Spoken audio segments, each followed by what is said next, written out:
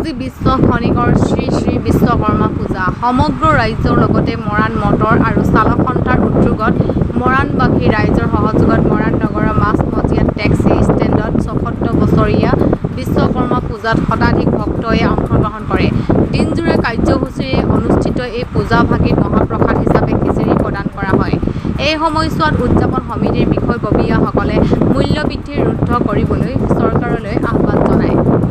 বিশ্বকৰ্মাৰ উপলক্ষে আমাৰ সকলোকে বিশ্বকৰ্মাৰ সেৱা জনাইছোঁ আৰু লগতে আমাৰ মৰাণবাসী ৰাইজৰ সহযোগত আৰু মৰাণ মটৰ চালক সন্থাৰ সহযোগত আমি বিশ্বকৰ্মাৰ আয়োজন কৰিছোঁ। এই অনুষ্ঠানটি অতি সুন্দৰে আমি এতিয়ালৈকে বৰ্তমান অনুষ্ঠান আৰম্ভ চলি আছে আৰু আমাৰ এই অনুষ্ঠানত আমি খিচিৰি আয়োজন কৰিছোঁ আৰু যথেষ্টখিনি আমি মৰাণবাসী ৰাইজৰ সহযোগ পাইছোঁ। সেই কথাটো আমি মৰাণবাসী ৰাইজক ধন্যবাদ জনাবই লাগিব। আৰু দ্বিতীয়তে আমাৰ মৰাণৰ যিখিনি আমাৰ টেক্সি চালক সন্থা আছে লগতে চবেই সহায় সহযোগ কৰিছে আৰু মানে আমাৰ মৰাণৰ এটাই আমাৰ চৰকাৰলৈ এটা অনুৰোধ জনাইছোঁ, সেইটো আমি কৈ দিছোঁ।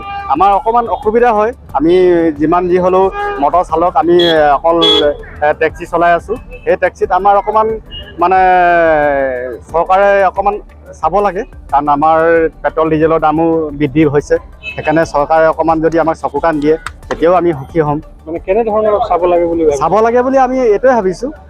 আমাৰ বস্তু সামগ্ৰী যথেষ্ট বৃদ্ধি হৈছে, মূল্য বৃদ্ধি যথেষ্ট আকাশলংঘী হৈছে।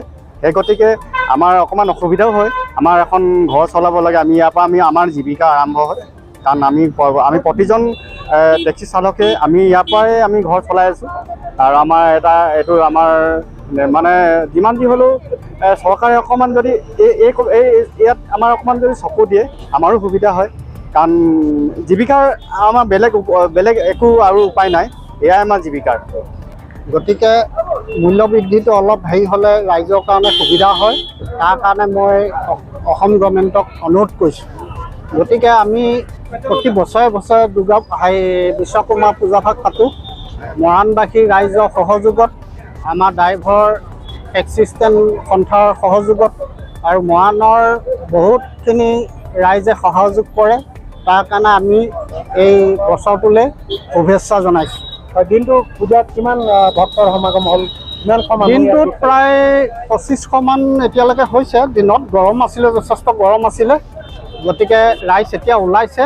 প্ৰায় 10টামান বজালৈকে ৰাইজৰ খিচিৰিটো চলিব আমাৰ।